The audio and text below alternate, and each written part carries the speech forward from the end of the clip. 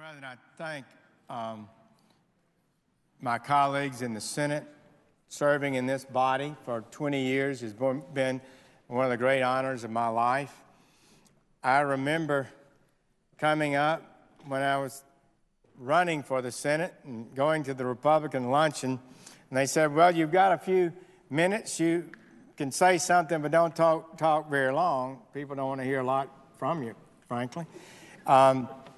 And so I told them that I could think of no greater honor than to represent the people of Alabama in the greatest deliberative body in the history of the world. And that's what I feel about this body. I want to say I appreciate the full debate that we've had. I want to thank those who, after it all, found sufficient confidence in me to cast their vote to confirm me as the next Attorney General of the United States of America. I got to tell you, I fully understand the august responsibilities of that office. I served as United States Attorney 12 years and an Assistant United States Attorney for a little over 2 years.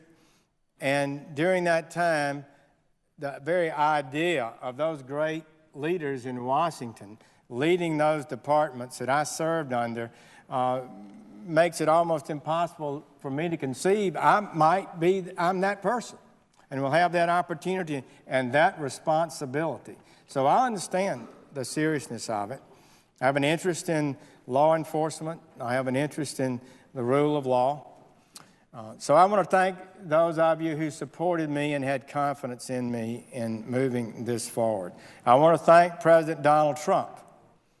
He believes in the rule of law. He believes in protecting the American people from crime and violence. He believes in a lawful system of immigration that serves the national interest. And within bounds, those are things that may, from time to time, come before the Office of Attorney General. And I look forward to lawfully and properly advancing those items and others that we as a body share, the American people believe in. The Attorney General, this is a law enforcement office, first and foremost. People expect us to be those who defend us from terrorists, defend us from criminals, defend the country from fraudsters who raid the United States Treasury time and time again and too often not being caught or held to account for it. I believe that's a big responsibility of the United States Attorney General and this whole Department of Justice.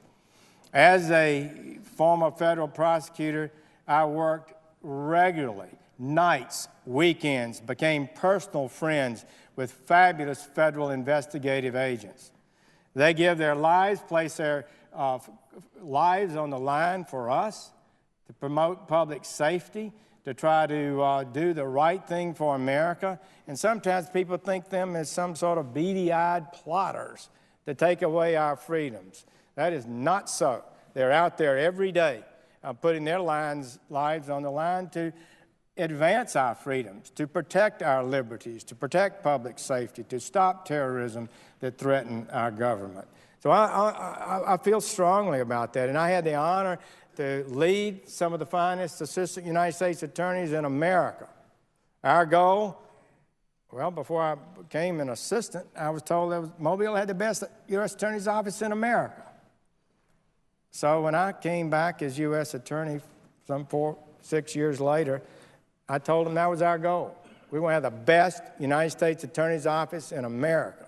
And what a great time we had. We had wonderful people. They worked nights and weekends to prepare their cases. We went before great federal judges, and it was a glorious time. It was really a special time. And I will never, ever get over that. When I was before the committee in 1986, and Senator Kennedy, later my friend, spoke harshly about me. It was in the TV. They would show his statement. I should resign my office.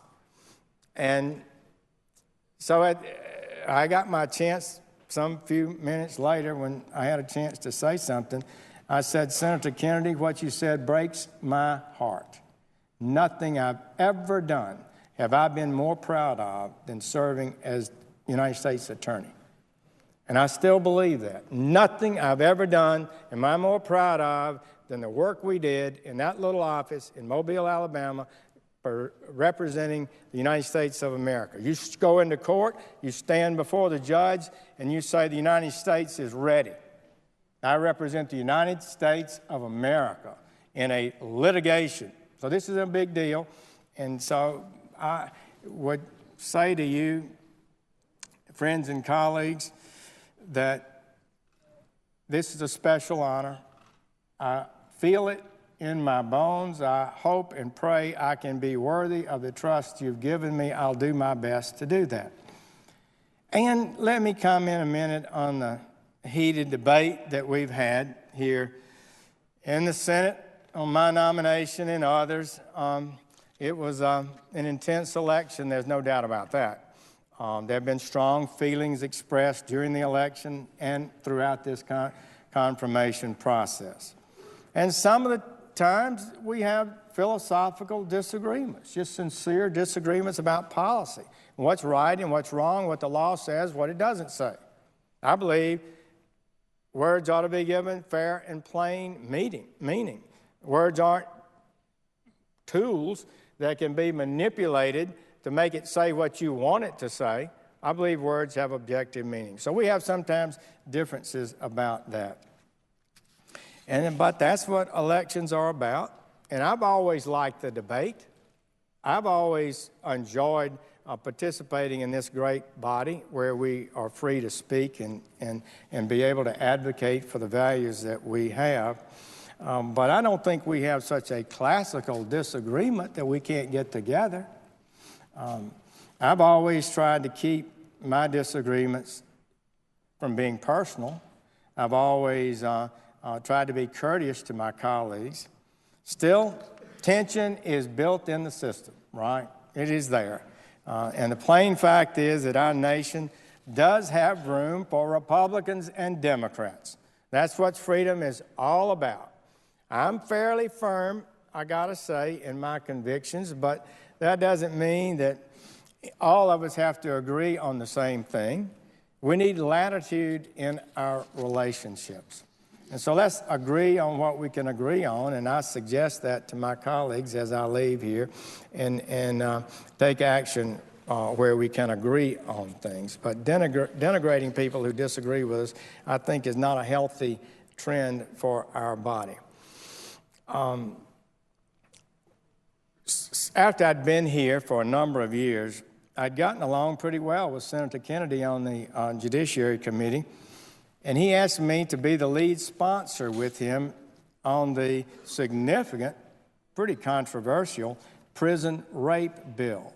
And there were a number of honorable people who opposed it, some friends of mine, and he said, "I want to do this with you." No, people ask me, "Do you ever have a reconciliation? Do you apologize? Did you ever say?" He said, "I want to do this bill with you." And I knew what that meant, and I appreciated that. And I said, "I want to do it with you." And so we were able to pass that bill together. It was a moment of reconciliation that meant a lot to me, and I think he appreciated it too.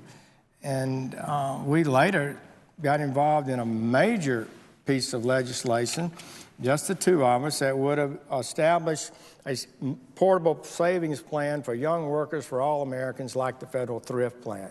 About that time, the financial crisis hit, and then he had illness, and it never came to fruition. But reconciliation is important. We ought to do that in this body. We ought to try to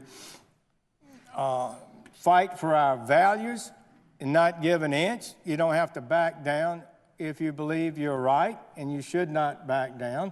But there are ways that we can get along personally, and I would say that would be my prayer for this body, that in the future maybe the intensity of the last few weeks would die down, and maybe somehow we get along better.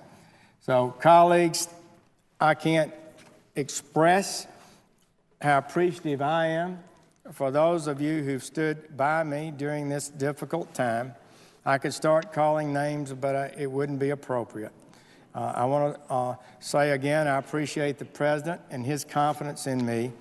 And by your vote tonight, I have been given a real challenge. I'll do my best to be worthy of it and look forward to working with each of you during that time, and maybe to make sure we have a good open door at the Department of Justice. My wife has picked up pretty quickly that we have a chef, and we can actually invite people for lunch or breakfast at the there, and maybe we can do that. And finally, let me thank my family, because without their support, I could not be here. It's great that my children have been so engaged in this. They were young when this happened. My '86 adventure occurred, and now they are grown and they paid attention to it, and I think your support and affirmation has meant much to them. Mr. President, I have here, I guess I should present to the body. It's a letter that it needs to go to this body also, but it's to Governor Bentley of Alabama, in which I state these words. I hereby give notice that I will retire from the office of the United States Senator for the state of Alabama. Therefore, I tender my resignation at 11:55 p.m. Eastern Standard Time on February 8, 2017. Thank you all. I'm honored to be with you. We will make America great again.